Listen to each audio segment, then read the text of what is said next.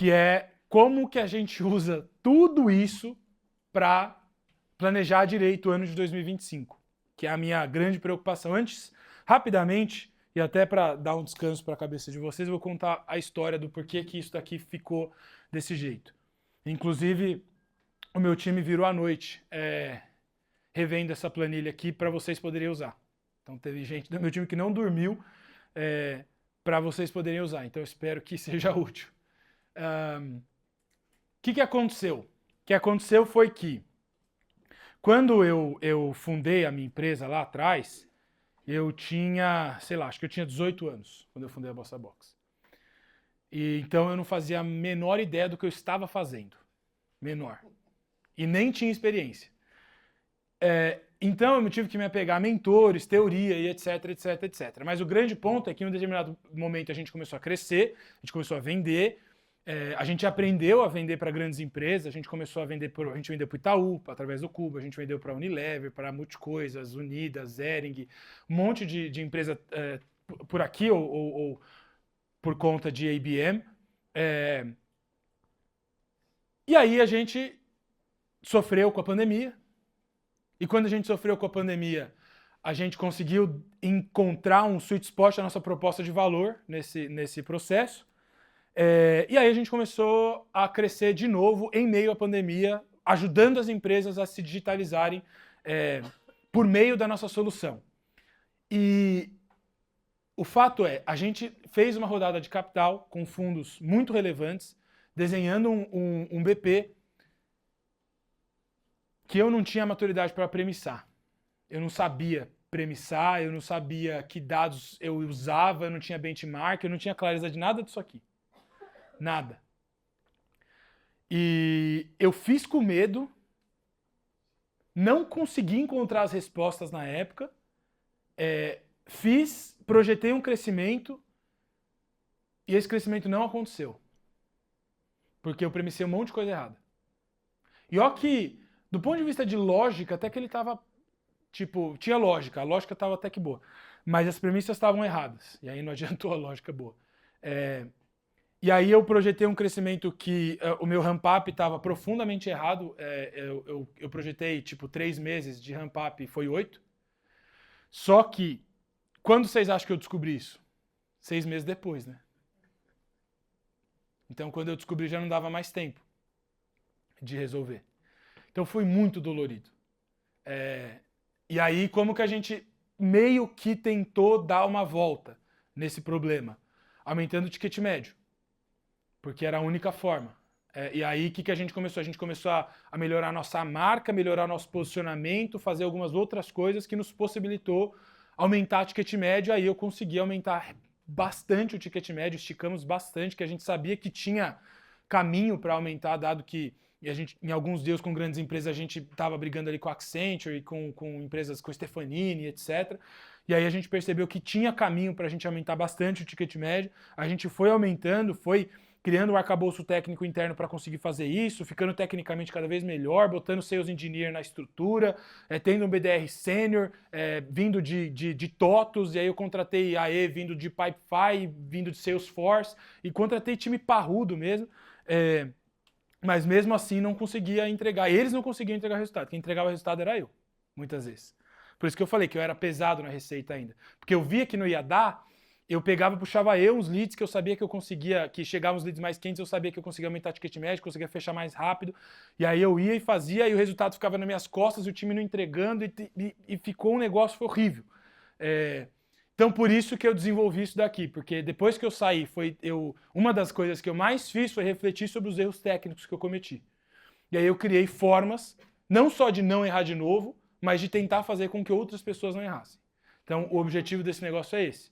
É fazer com que vocês não cometam esses erros que eu fiz. Então, eu acho que para não cometer esses erros, começa por fazendo as perguntas certas. Então eu vou fazer as perguntas para vocês e essas eu gostaria realmente que vocês anotassem e pensassem bastante sobre as respostas, né? Isso aqui, de novo, está gravado, provavelmente sexta-feira sai no YouTube.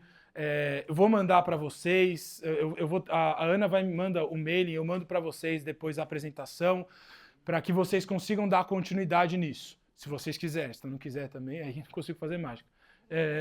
Não? E, bom, quais são as perguntas? A gente pode começar aqui pela óbvia meta de receita. Então vocês têm um número. E aí o grande problema, muitas vezes, está nesse número, né? Porque geralmente ele é um número bonito, redondo, tem vários milhões envolvidos e pouca contrapartida de produtividade, de capacidade de entregar, de viabilidade técnica de entregar. Porra, a gente vai bater ano que vem, sei lá, 30 milhões. Tá, legal. Quando você bateu esse ano? Ah, a gente bateu 8. Porra. Tá, meu irmão Simba, bateu 15. Qual que é o seu ramp-up? Ah, 6 meses. Não contratou até agora o time, não conseguiu dobrar, não esquece. Não vai bater. Então tem que fazer essas reflexões para ver como que você vai entrar o ano a nível de time, né? Então dá para você fazer uma visão bottom-up, que é... Opa, eu escrevi ao contrário. Sorry. Mas, bom, fuck. Mas tudo bem. Vocês vão ter que me perdoar aqui e entender, ouvir o que eu tô falando. É bom que vai testar a atenção. Então é o seguinte, ó, bottom-up é a visão do board dos founders. Confesso que essa última parte aqui eu fiz em cima. Top-down. Isso, desculpa, top-down é a visão do board dos founders, isso. Que até eu tô lendo nada. Então vai ter que prestar bastante atenção. E o bottom-up é com base na produtividade na contratação do time. E a receita, vocês vão ter que levar em consideração tudo aquilo que a gente veio conversando. Então, nova receita, receita retida, receita expandida e receita perdida. Como que vai ser a composição da receita de vocês no ano que vem? Não dá para levar em consideração só uma dessas variáveis, ou só outra, ou só duas. Tem que levar todas. Né? Vocês têm que entender que o vendedor é o gargalo. Eu perguntei... Eu adoro fazer isso, né? De tipo assim, toda vez que eu converso com alguém muito foda, eu pergunto para essa pessoa qual é o principal aprendizado que você tem sobre go-to-market na sua vida. A Siri quer falar o dela. Mas qual é o aprendizado de go-to-market mais importante que você teve na sua vida? E aí eu perguntei isso pro Edson Rigonati, do qual já falamos aqui algumas vezes. E ele me disse o seguinte, ele falou assim, você precisa entender que do ponto de vista de engenharia de produção, o seu executivo de contas, o seu vendedor, ele é o gargalo da empresa. Que faz sentido, se você parar para pensar. Com base nessa figura que a empresa vai crescer ou não. O vendedor. Esse vendedor, ele tem uma produtividade. Qual é a quantidade de negócios que ele consegue fechar por período? Se você é uma empresa que tem um ciclo de vendas de mais de 2, 3 meses, você vai ter que olhar quantos negócios esse vendedor fecha por trimestre. Se você é uma empresa que vende todo mês, você vai ter que olhar a quantidade de negócios que esse vendedor fecha por mês. Esse vendedor ou essa vendedora, mas vocês estão entendendo, né? Vocês vão ter que olhar também, que é o outro ponto que ele traz, que é a rampagem. Que não vai ser menor do que 4 meses e não vai ser definitivamente para SMB e negócios pequenos, vendas para negócios pequenos, né? E não vai ser menor do que 6 meses para Enterprise. Olhando os dados históricos todos, nenhuma rampagem é menor do que 4 meses em empresas do top quartil, por algum motivo. A gente pode questionar, eu questionei e deu meio errado. Na verdade eu não sabia, mas assim, eu quis ser aventureiro, porque me falaram. Eu tinha um mentor que estava estruturando, um mentor investidor que tinha estruturado um time de vendas enterprise que vendia 50 milhões por ano e ele me falou, bicho, não rampa menos do que 6 meses. Aí eu fui lá e botei o quê no BP? Não, porque eu vou fazer. E não fiz. Mas é só parar para pensar no tempo de ciclo de vendas de um colaborador. Do momento que ele entra, você ter certeza que ele vai cumprir os 90 dias. Beleza, ok. Ele pode seguir para eu terminar de avaliar ele, porque Exato. 3 meses você ainda tem dúvida. Exato. Exatamente. Exatamente. Então, o que o Edson falou aqui nesse caso, né? Ele falou que você precisa entender que o vendedor é o gargalo. E que a rampagem vai ser de 4 a 6 meses necessariamente. E a attrition ou turnover,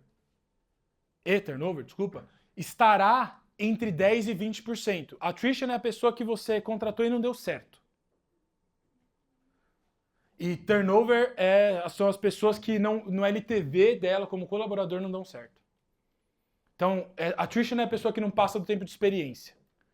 E turnover é o resto, né? Então, precisa calcular que 10 a 20% do time que você contratar não vai dar certo. Não vai vingar. E sem contar que em algum lugar aqui eu coloquei também que você precisa levar em consideração que o atingimento global desse time não vai ser 100% da meta. Então você também precisa ponderar essa informação. E que geração de demanda é a matéria-prima deste gargalo. Então, se o vendedor é o gargalo, e na teoria das restrições diz que você precisa trabalhar tudo em volta do vendedor para que ele tenha todos os insumos que ele precisa para atuar no máximo de produtividade dele, você precisa entender como você gera demanda para conseguir munir o gargalo da forma mais produtiva e eficiente possível. Faz sentido? Então, se o vendedor é o gargalo, você tem que descobrir a produtividade. Descobriu a produtividade, você tem que saber quanto tempo demora para chegar nessa produtividade, levando em consideração que tem o onboarding e o ramp-up dessa pessoa. E você tem que levar em consideração que uma parte não vai dar certo. Então, se você contrata muito em cima, pode ser que dê ruim. E que geração de demanda é a matéria-prima. Para a geração de demanda, você precisa entender quantos SQLs um pré-vendedor consegue entregar por mês.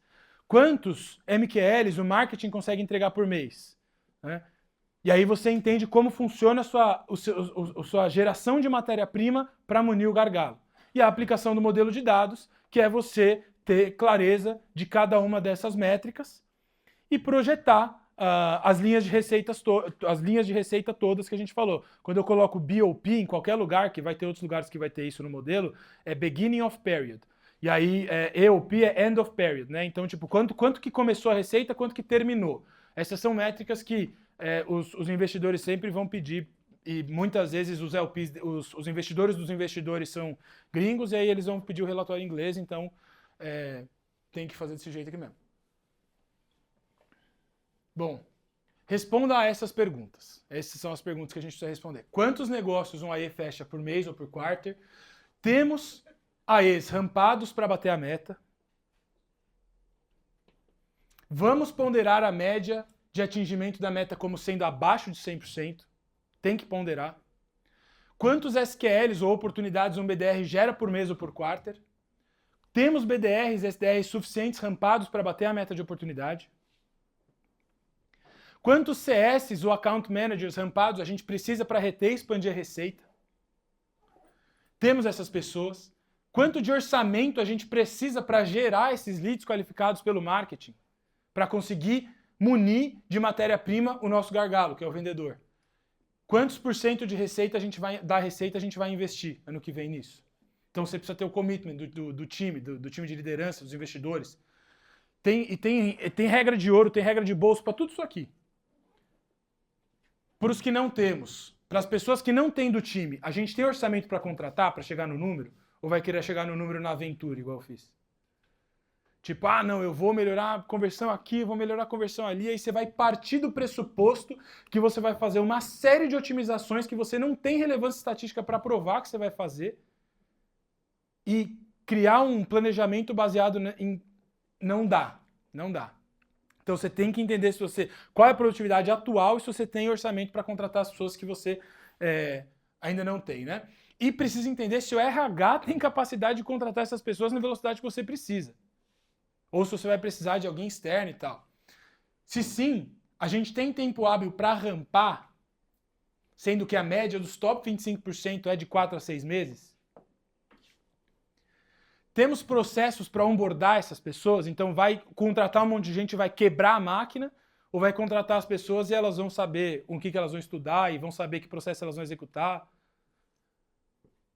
Quantos gerentes a mais a gente vai precisar? Vai ficar com mais de 7 pessoas para o founder gerir diretamente? Vai dar ruim. Você vai ter que contratar liderança intermediária. Já rampamos uma liderança intermediária na vida? Sabemos como é? E a gente está falando de escalar máquinas que a gente conhece ou a gente ainda por cima está falando assim, não, a gente até hoje gerou demanda via relacionamento, ano que vem a gente vai fazer outbound, IBM, evento, aprender tudo, contratar essa galera. Entendeu o problema? Mas é isso daí, você tem que ter essas respostas, né? O que eu fiz para... O que eu e meu time, né, eu não falei para ninguém varar à noite, tá? Eles me falaram hoje que eles vararam à noite.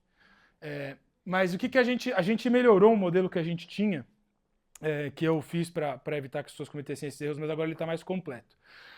Ele não está testado ainda, então vocês vão ser cobaia, essa é a parte boa. Então, o que a gente vai dar aqui para vocês? A gente vai dar uma planilha, que vocês vão ler um QR Code depois e vão pedir lá, e eu vou aprovar um por um hoje à noite de vocês. E aí essa planilha, você vai colocar os seus inputs. Então, qual é o seu ticket médio? Qual é a sua receita recorrente no começo do período? Qual que é a sua meta de novos logos, de MRR vinda de novos logos? Qual que é a sua taxa de crescimento esperada, né? Porque você precisa crescer esse MRR até o final do ano, né? Qual é a expansão de receita que você pretende fazer? Qual é o percentual de expansão de receita? Qual é o total de retenção de receita? Pelo menos os dados de marketing e vendas e pelo menos os ciclos de marketing e vendas. Vocês vão imputar isso e vai gerar um determinado resultado, vai gerar um funil. Além desse funil, vai gerar um forecast. E aí aqui você vai saber quantas oportunidades você tem que gerar por mês. 684 aqui me assusta, deve ter alguma coisa errada, mas tudo bem. Eu vou conferir ela depois ainda. Vocês vão usar ao longo dos próximos dias. Então, a gente vai ter aqui uma quantidade de oportunidades a serem geradas. E olha só que interessante. Tem uma outra coisa também que é legal desse modelo, que eu não falei ainda, que é assim, você fala assim, porra, eu quero atingir 1 milhão de receita em janeiro de 2025, porque as datas estão erradas ali. Bom, o menino tava... não dormiu, né? Algum erro ele deve ter cometido. Bom, mas o fato é, em janeiro do ano que vem, você quer atingir 1 milhão de receita, e aí essa é a composição. Legal. Se essa é a sua composição com base no seu ticket médio, você precisa fazer, por exemplo, 20 vendas. A gente fez uma arrojadona aqui, né? Mas o que você vai entender aqui também, né? Se você não gerou 80 oportunidades até o dia 22 de outubro, você já perdeu a meta de janeiro. Dependendo do seu ciclo de vendas. Essa é uma das coisas que vocês vão pensar preenchendo isso aqui também. Tipo, vai ter meu objetivo é que vocês matematicamente desenvolvam a meta mais assertiva que vocês puderem. Entenderam?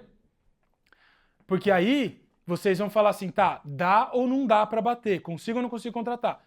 E aí tem mais isso daqui, que foi a parte legal que a gente fez, que foi colocar as pessoas de pré-vendas e a rampagem que vocês acham que elas vão ter, as pessoas de vendas e a produtividade delas. E aqui vai ter de output a produtividade média de rampagem. É bom que vocês coloquem dados históricos aqui, sejam pessimistas nesses dados. E aí, com base nisso, e vocês colocando a rampagem, o que ela vai te entregar? Um match. Se você tem ou não tem time para bater meta.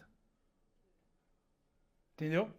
Tipo, vai ser meio difícil de vocês preencherem isso aqui sozinho. Não tô mentindo, não. Vai ser bucha. Tira uma tarde para pensar na planilha. Porque, assim, a gente demorou muito tempo para desenvolver isso aqui. Então, é como vocês já viram aquele... Já viram o professor Clóvis de Barros Filho falando sobre bril? Quem já viu esse vídeo? Ninguém viu? Bom, obrigado. Obrigado. É um professor de filosofia da USP falando que ele... Primeira vez que ele foi ler Fundamentos da Metafísica do Kant, ele lia o primeiro parágrafo e não entendia nada.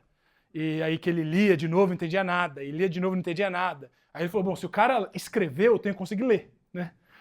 Ele colocou um tempão para conseguir ler. Então, assim, a gente demorou um tempão para fazer isso aqui. Acho que não vai ser muito simples, a não ser que você seja planilheiro e engenheiro, etc. Esse tipo de coisa, engenheira e tal. Mas eu espero realmente que ajude, porque qual era a promessa de hoje?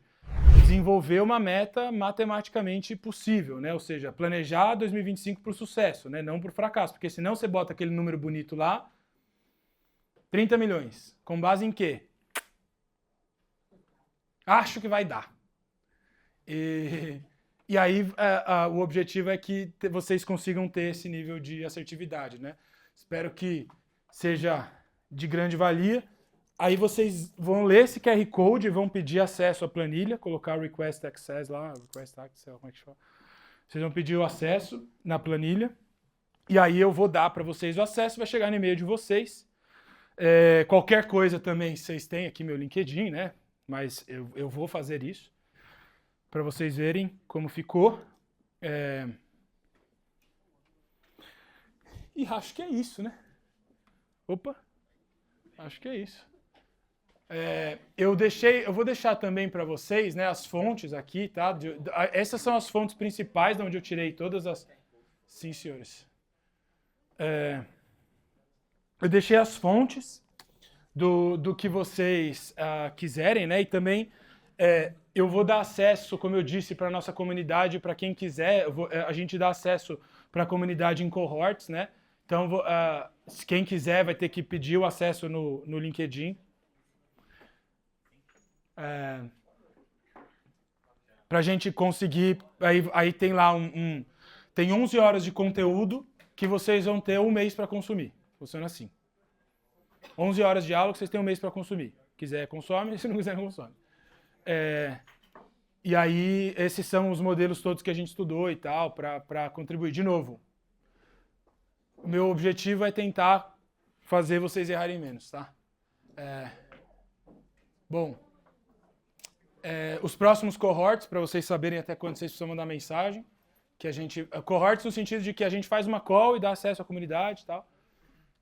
E essas são as fontes, né? Se vocês quiser procurar, fala assim, hoje eu quero estudar sobre go-to-market. Você entra no site desses caras aqui e fica consumindo conteúdo, entendeu? Em vez de procurar no Google e ficar perdido naquele monte de coisa que pode aparecer, vocês entram direto nesses caras aqui e ficam consumindo coisa deles especificamente. Vai ser de graça, inclusive, a gente cobra por isso, vai ser de graça. Beleza? Muito obrigado pela atenção, pela paciência. Até a próxima.